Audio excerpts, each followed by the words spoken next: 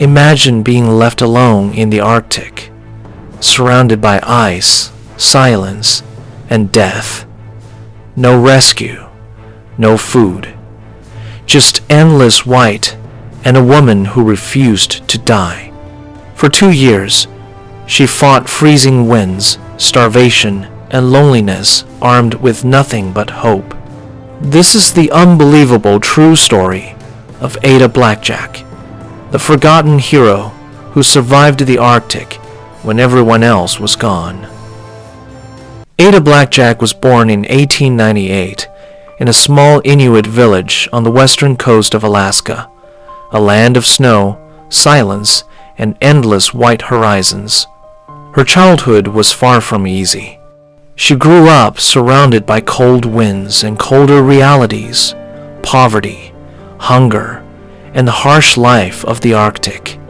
As a little girl, Ada was quite shy, gentle, and often lost in thought.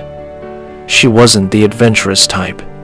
While other children ran across the ice, Ada preferred sitting near her mother, learning how to sew and mend clothes with patient hands. Those small, simple skills would one day save her life. In her teenage years, Ada's world didn't get easier.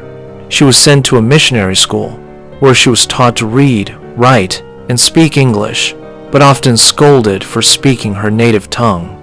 She grew up caught between two worlds, her Inuit roots and the new society that never truly accepted her. By her early 20s, Ada was a young woman with quiet strength and a soft heart, polite, hardworking, but deeply lonely.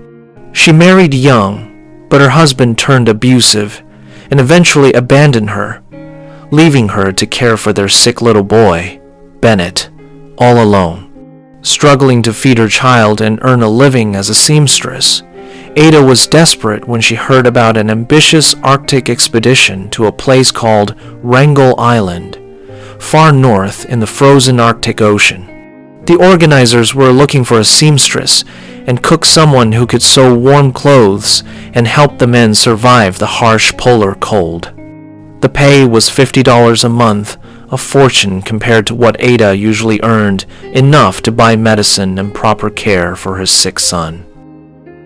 If you're fascinated by unbelievable true stories like Roy Sullivan's, make sure to subscribe to my channel. Hit the bell so you never miss another tale of courage, survival, and the extraordinary. So, in 1921, against her own instincts, Ada agreed to join, not because she wanted fame or adventure, but because she wanted to save her child. When she boarded the small ship bound for Wrangel Island, she was terrified, the youngest and only woman among 5 men. She didn't know it then, but this journey would push her to the very edge of human survival and make her a legend the world would almost forget. In September 1921, Ada Blackjack stepped aboard a small, weather-beaten ship called the Silver Wave. She wasn't an explorer or an adventurer, just a quiet seamstress chasing a $50 a month promise that could save her sick child. The expedition was led by Alan Crawford, a young Canadian explorer, along with Fred Maurer, Milton Gall, and Lorne Knight, all men dreaming of glory, fame, and the chance to claim Wrangel Island for their country. Ada, on the other hand, was just praying for the voyage to end safely. When the Silver Wave reached the icy shores of Wrangel Island, the world around them was breathtaking. Endless snowfields, frozen cliffs, and silence so deep it felt sacred. They built a small camp by the sea, raised their flags, and began preparing for the Arctic winter. At first, things seemed manageable. Ada cooked meals, repaired clothes, and tried to keep peace among the men. But soon, reality began to bite. Their supplies were short. The weather was cruel.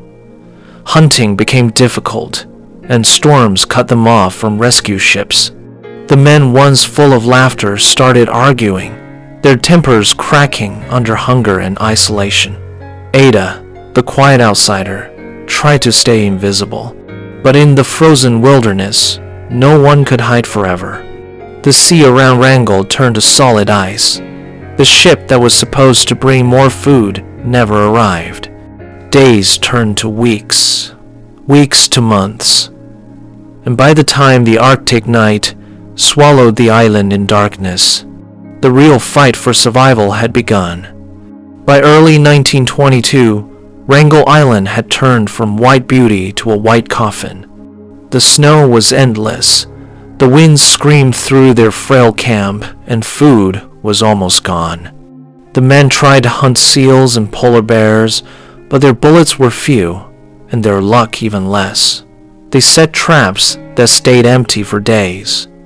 The icy sea offered no fish, and every passing night, the sound of growling stomachs grew louder than the wind itself.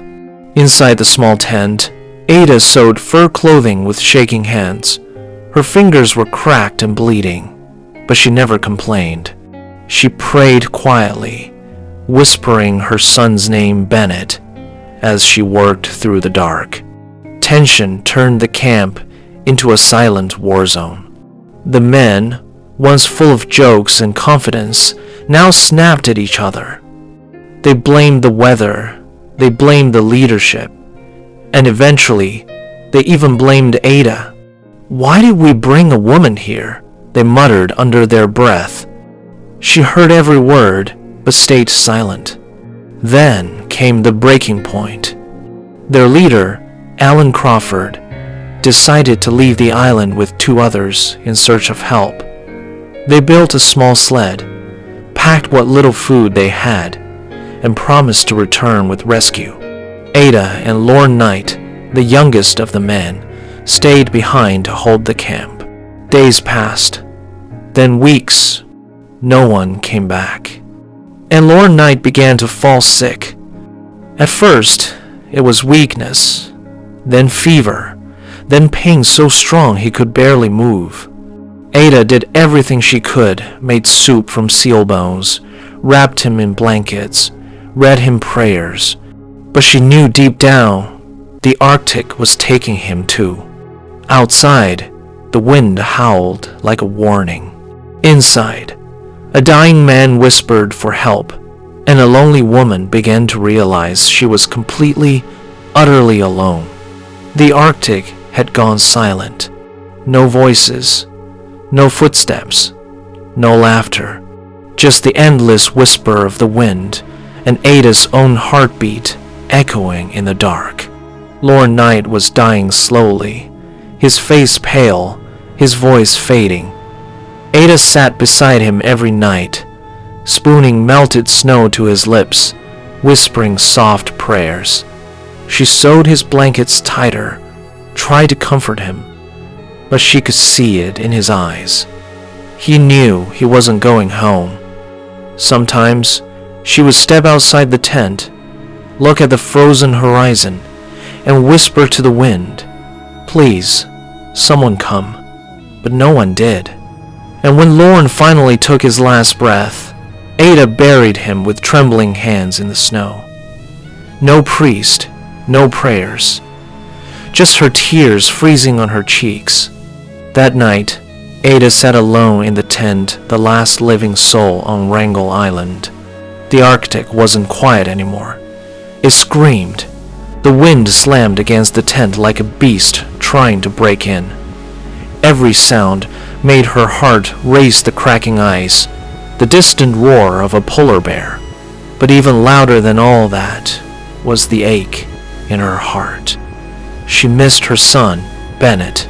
Every time the storm howled, she imagined his tiny voice calling, "Mama, come home." If you are still there, please hit the subscribe button.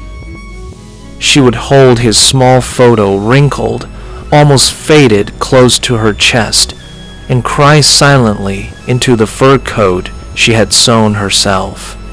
"Just wait, my boy," she whispered.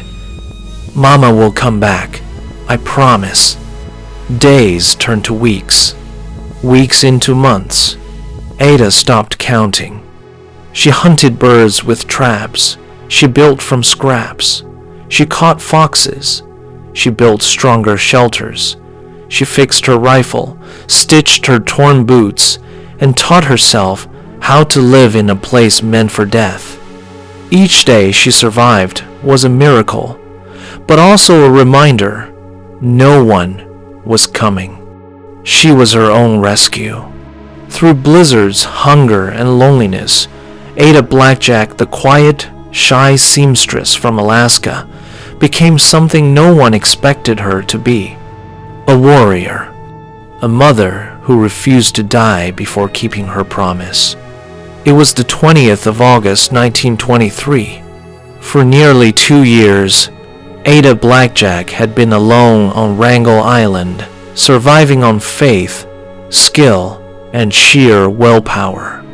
When the rescue ship Donaldson finally appeared on the horizon, she thought she was dreaming. For a moment, she didn't move. She just stood there, weak, thin, wrapped in her handmade fur clothes, staring at the dark shape cutting through the fog. Then she ran. Then she ran, stumbling through the snow, waving her arms, shouting through tears, "Here! I'm here!" When the rescuers reached her, they couldn't believe their eyes. Everything was frozen, lifeless, yet this small, quiet woman was alive. Inside her camp, they found notebooks, makeshift tools, hunting traps, and carefully preserved fox pelts. They found the diary of Lorne Knight, his final words, and beside it, Ada's handwriting. Neat, calm, strong. She had written about the weather, the hunts, her loneliness, and her prayers for her son. The rescuers wept. One man said, "She survived where 5 men couldn't." When Ada returned to Alaska, the world called her the female Robinson Crusoe. Newspapers wrote about her bravery, her courage, her impossible survival. But Ada didn't care about fame. She didn't smile for the cameras. She didn't talk about the adventure. All she wanted was to hold her son again. When she finally reached him, she hugged him tightly, her tears soaking his small shoulders. "Mama came back," she whispered, "just like I promised." But life wasn't kind to Ada after that. She received almost no money from the expedition. The men who had organized it became famous, while she faded back into quiet poverty. Still, she never complained, because Ada Blackjack didn't need glory. She had already won the hardest battle of all the fight to live when everything around her said die. She wasn't an explorer, or a hero, or a legend in her own eyes. She was simply a mother who loved her child enough to survive the impossible. Years later, long after the world had forgotten her name, Ada Blackjack lived quietly in Alaska. She worked as a seamstress again, sewing the same kind of clothes that once saved her life. She never called herself a hero. When people asked how she survived, she would only say, "I just wanted to see my boy again." And maybe that's what survival really means. Not strength, not fame, not even courage, but love so powerful it keeps you alive when the world gives you every reason to give up. Ada's story reminds us that heroes don't always wear armor or carry weapons. Sometimes they hold needles and prayer books. Sometimes they're quiet women who fight their battles in silence. The men of Wrangel Island were trained explorers, but in the end, it was Ada the shy seamstress, the forgotten mother who conquered the Arctic. So the next time life feels impossible, remember her. Remember Ada Blackjack, the woman who faced death in the frozen wilderness and survived not for glory, but for love. And that was the story of Ada Blackjack, a mother, a survivor, and a quiet legend lost in the Arctic winds. She didn't fight for fame. She fought for love. And sometimes, that's the strongest force in the world. If this story moved you, make sure to subscribe for more untold stories of courage, mystery, and survival. Because the world is full of heroes. We just haven't told all their stories yet. Thank you for watching. If this video didn't waste your valuable time or added any value to your life, even just a little, please consider subscribing to Hello Stories. Until next time, goodbye, warriors.